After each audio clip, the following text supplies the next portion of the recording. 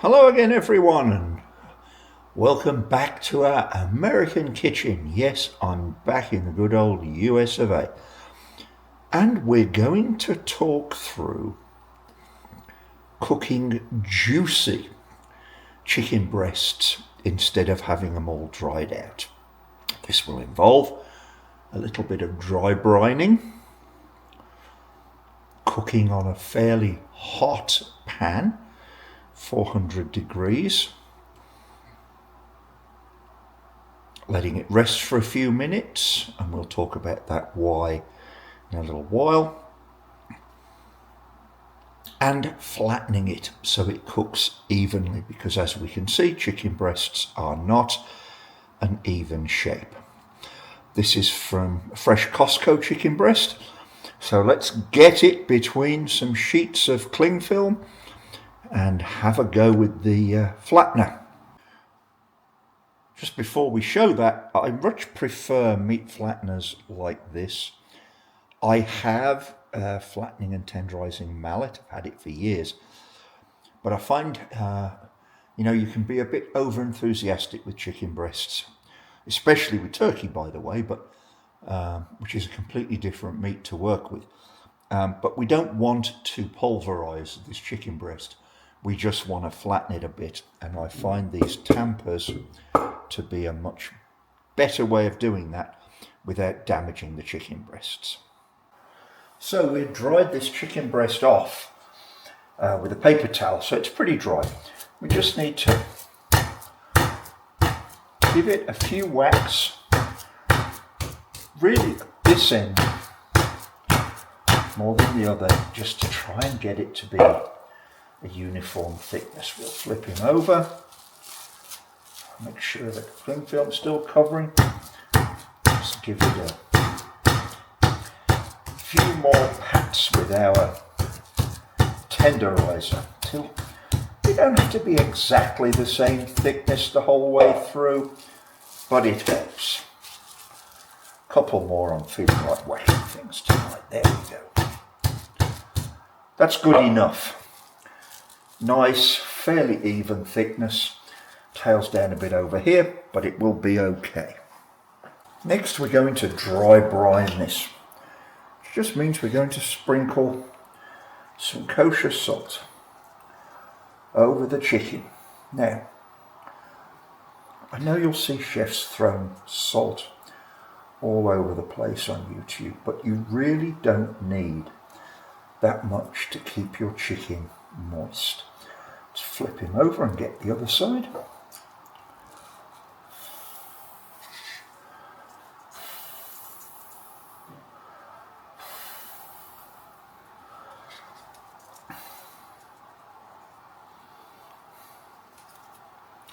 This is now going to go into the fridge for about 8 hours.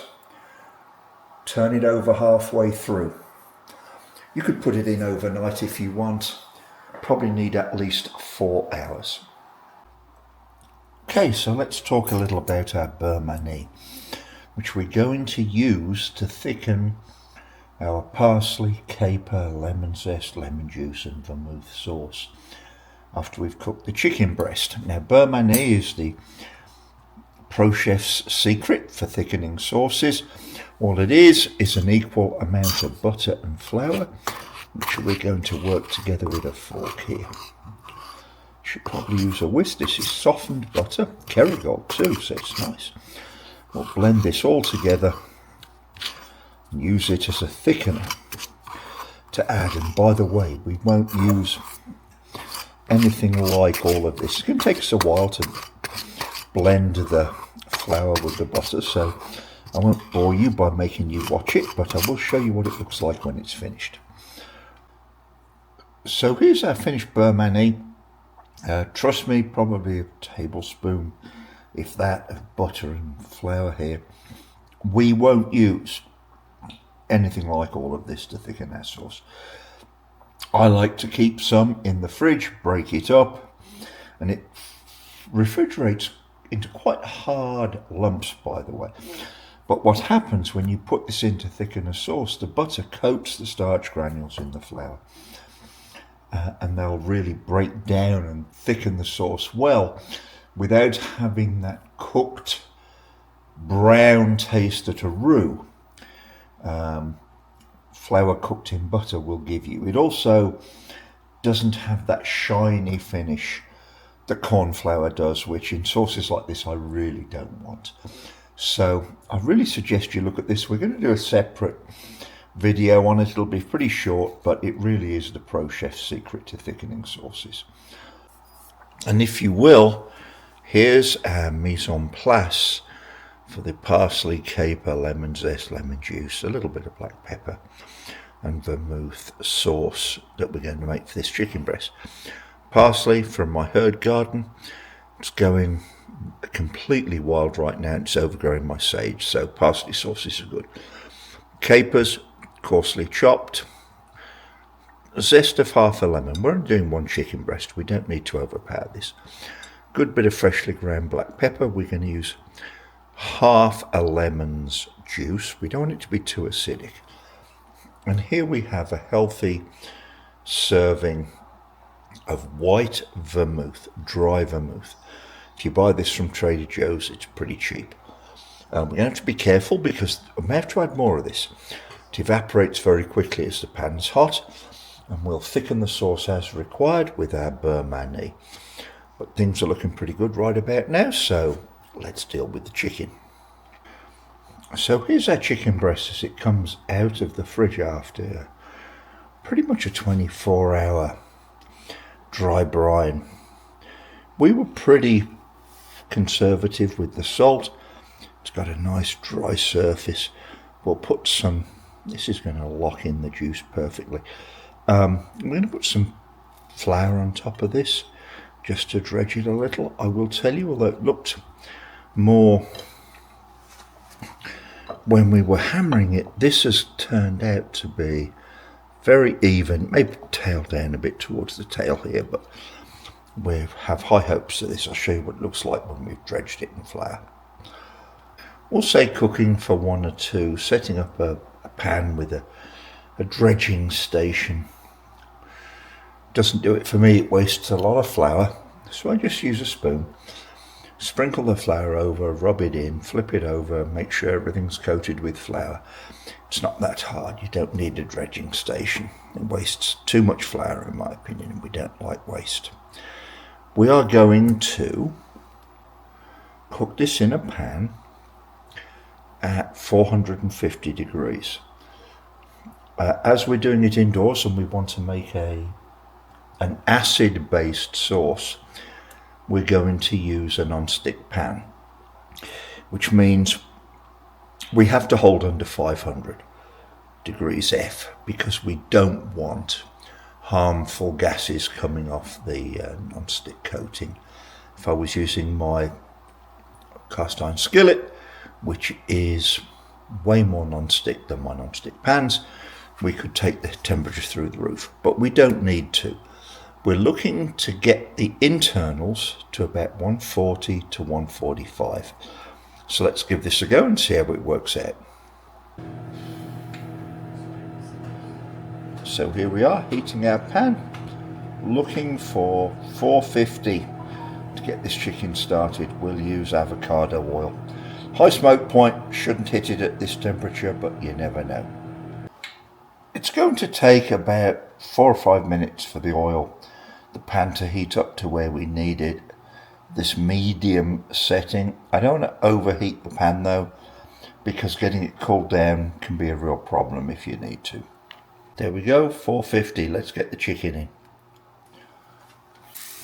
We've put the extra flour in as a roux, but we're going to watch the temperature of this pan.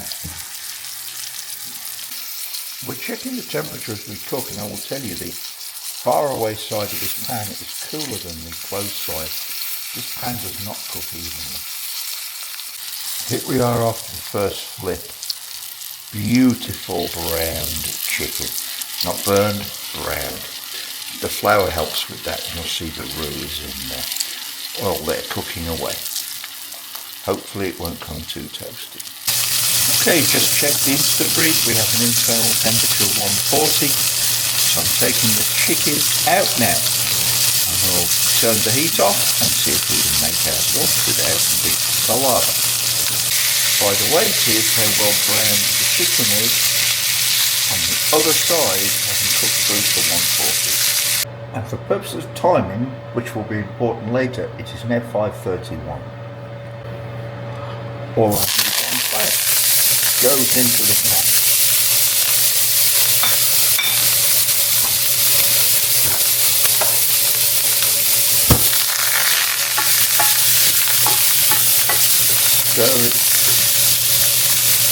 Stir it around, put the lemon juice in, see will cook off very quickly under the meat.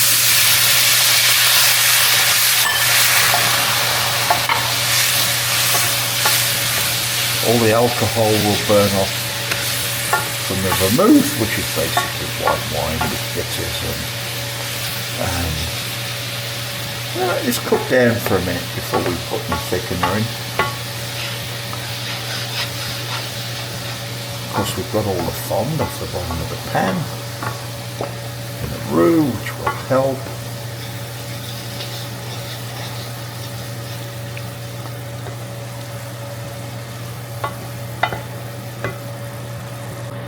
Now we're going to add a little beurre manis, and I want you to see just how little we're adding.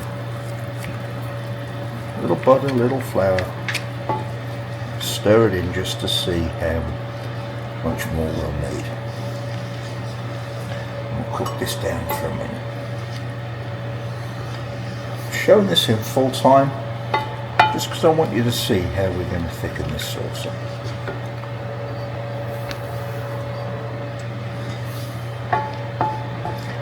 Have a little bit of heat back as we're trying to thicken.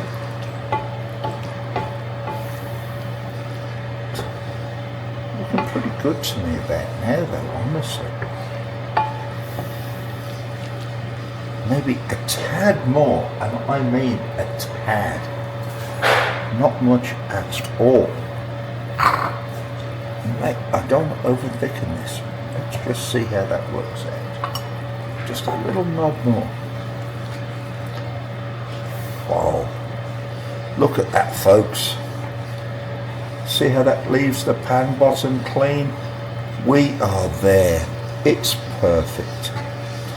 So let's just sauce up our chicken. I'll show you how it looks like on our presentation plate.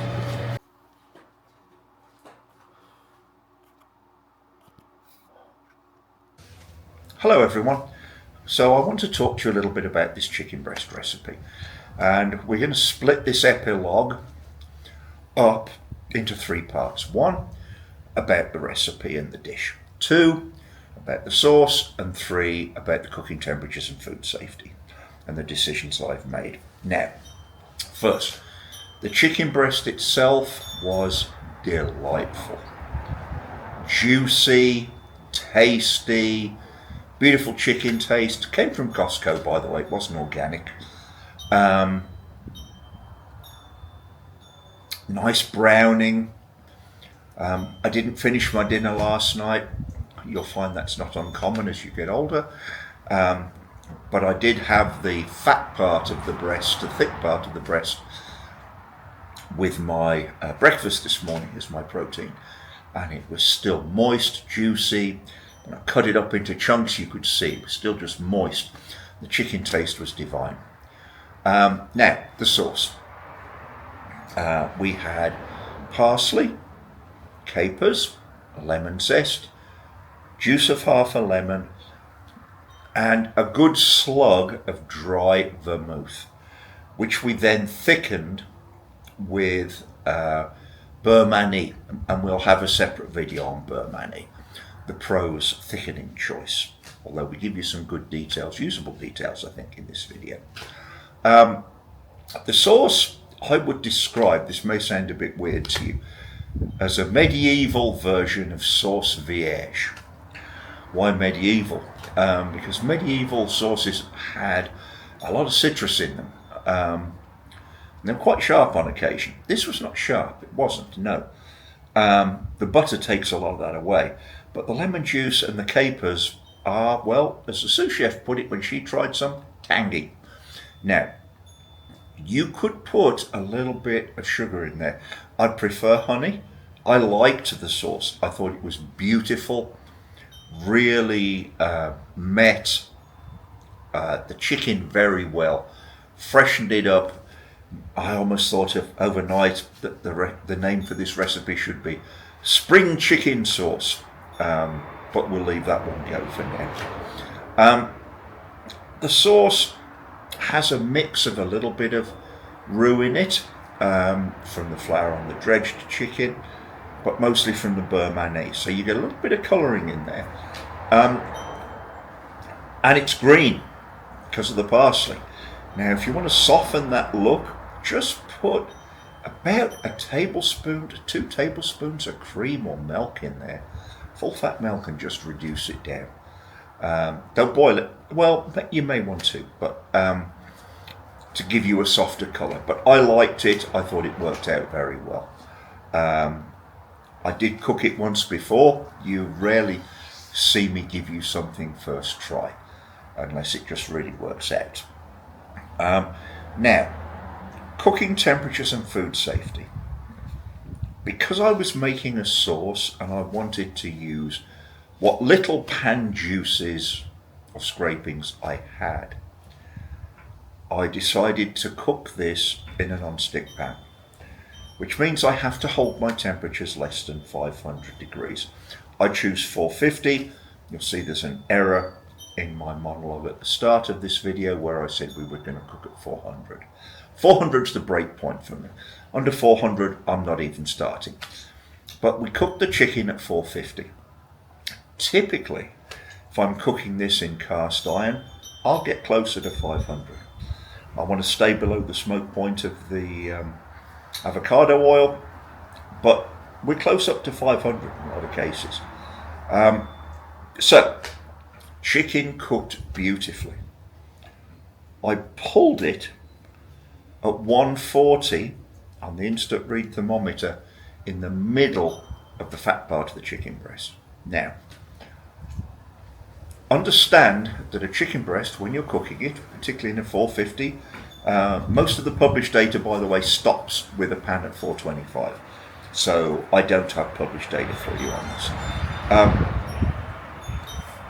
Has a gradient, a temperature gradient from the outside to the middle. So I'm measuring my temperature of 140 at the coolest part of the chicken, the thickest part furthest away from the cooking surfaces. Now, there's something that goes on with meats, anything that you're cooking this way, called carryover cooking. When you set it aside, it will continue to heat through. The heat will be shared throughout the chicken breast, if that makes sense. So, I do not like dried out, dull, tasteless chicken breasts. So I have made a personal decision to stop cooking at 140 in the thickest part of the chicken breast. That gives me, excuse me for a scratch, about 8 minutes of resting time to really make sure, because the temperature will grow from there up to about 145, hopefully not 150, but a lot of the thinner parts are going to be up there.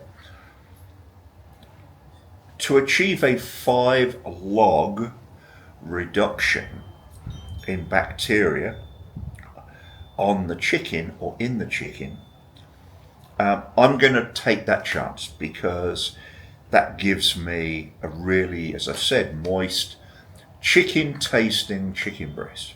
Now, what's 5 log? It's a logarithmic scale, but it means that 99.999% of the bacteria on your chicken or in your chicken are gone. Now, the standards which tell you should cook to 165 are based on a 7 log scale, which is 99.9999999. I may have missed 1%. Rounding up, there ain't much difference to me. I'm sorry. I know you only need 1 bacterium to make you sick if it multiplies quickly, but we have other things to consider. One, we dry brined these chicken breasts. Actually, I did mine overnight.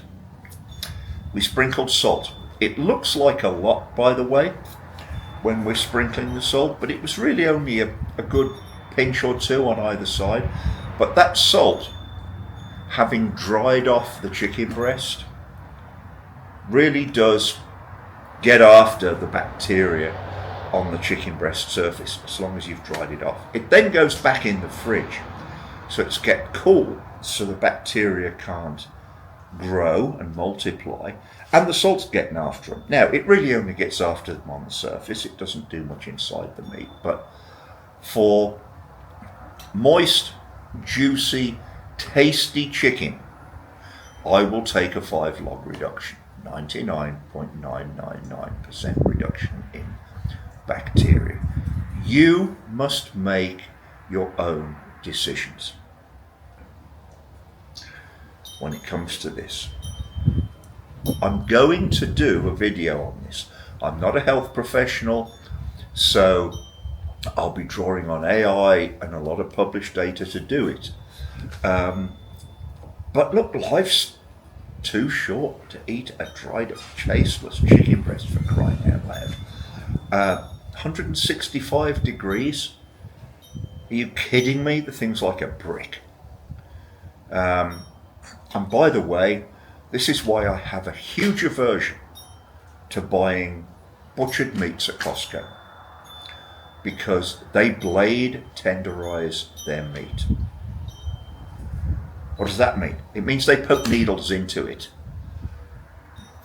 And consequently, if you look at the labels on Costco meat, it means they tell you have to cook it to 165 degrees.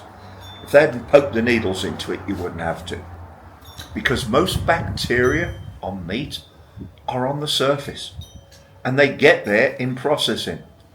So if you really keep the surface clean and good and hot, you won't have much of a problem. Anyway, rant off with that. We'll come back and talk some more about food safety. I hope you enjoyed the preparation of this chicken dish.